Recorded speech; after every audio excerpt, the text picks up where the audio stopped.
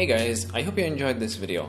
We had a lot of fun making this short film, and I'm gonna give you a quick insight into how we made Siren Head with VFX. The model was made in Blender, and to animate it, I used a motion capture suit called the Smart Suit Pro made by Rococo, who we are collaborating with on this video.